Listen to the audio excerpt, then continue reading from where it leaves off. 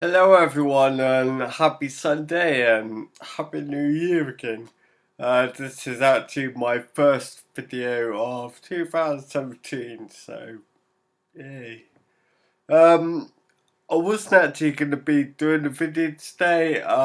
Unfortunately I've been quite ill for the last 3 or 4 days and I've not really been in any mood to do anything. But I have been sat around watching Back to the Future trilogy. Now, I absolutely love these films, as anyone who watches them does love them.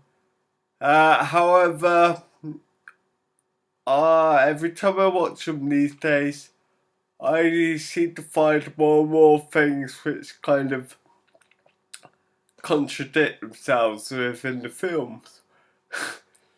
And I'm really starting to believe that time travel is not possible at all. But anyway, here's some things I've observed that probably do have answers, and I just don't know them. So, really, what I'm asking is if anybody can work out, if anyone knows why these things happen in the films, please leave me a comment or anything and just tell me, put me out of my misery, because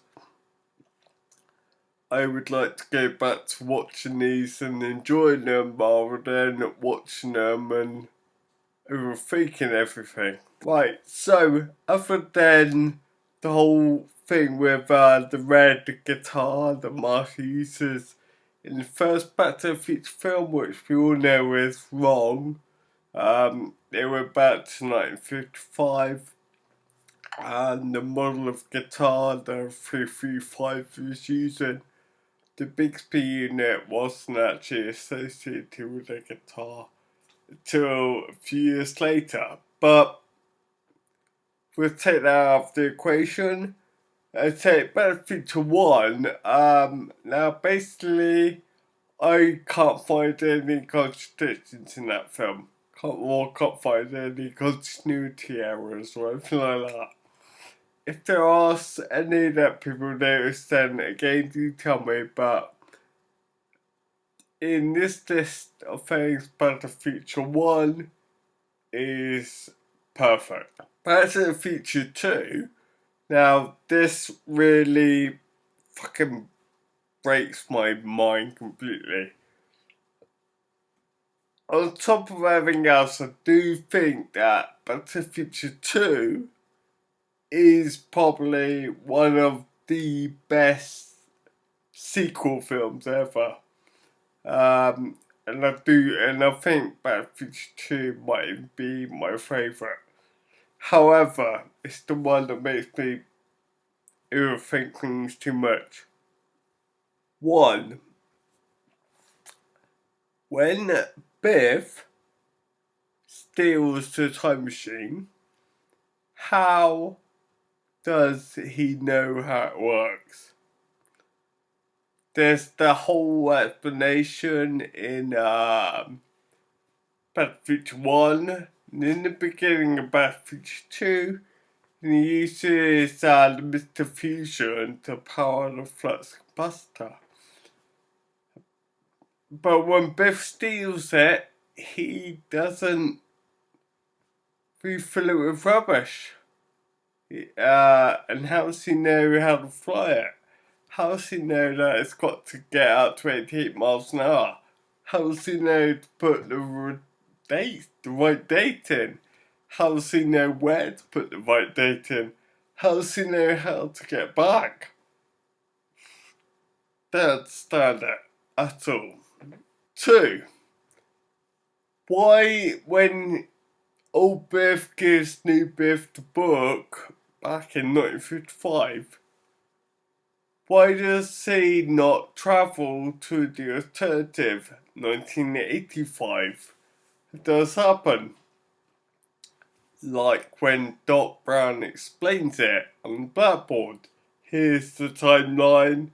Somewhere in this future he went back and blah blah blah. But he gave him the book, and therefore the future would change. So how does he bring the time machine back to where Doc and Marty are to how free? This one comes into the whole causality determinism type thing. At some point, Doc Brown does explain that any slight change in the past will affect things in the future. That we can understand that. But with that explanation, surely when young Biff gets the book in 1955, surely when he bets on the first race, surely with him becoming the winner, that's changed the future, and surely that outcome of him winning will somehow affect all the other sport events. I mean, it's a very far-fetched thing, I know, and I know, the outcome of one football match isn't gonna affect baseball match or anything. But again, Doc Brown says that any slight changes will affect the future. And also, this whole thing is one of the reasons why he didn't want him to bring the book back with him in the first place. The one thing that does puzzle me about Back to the Future 1 is when he's driven up to the start line at the end of the film before the lightning bolt comes down. Doc Brown explained it all by saying, "Oh well, drive up the road to the start line. That's the exact point, and accelerate, and you should hit 88 miles per hour at the exact time," which is, yep, okay, he's worked it out. But then when Marty takes the car over there, and it stalls, and he's like going, "Oh, for fuck's sake, get started, you fucking..." And then the alarm clock goes off, and the car still started, and he headbutts the steering wheel. It slams his head down there, and the car starts.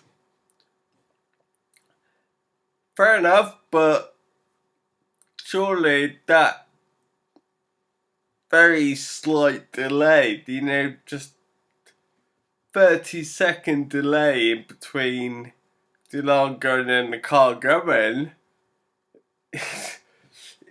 is going to affect the timing of when the lightning goes into the car. Confused. And then Back to the Future 3 just confused me at the end of it, because when he's got the flying train, how does he explain it, or how does he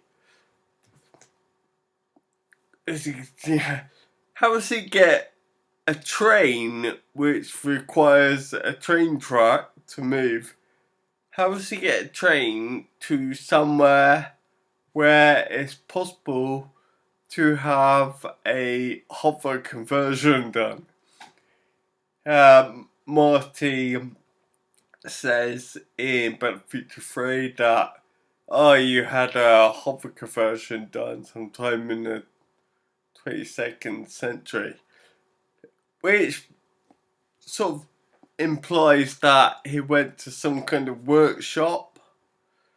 We drove there and some people did it. It wasn't something Doc Brown did himself. So how does he get a train there?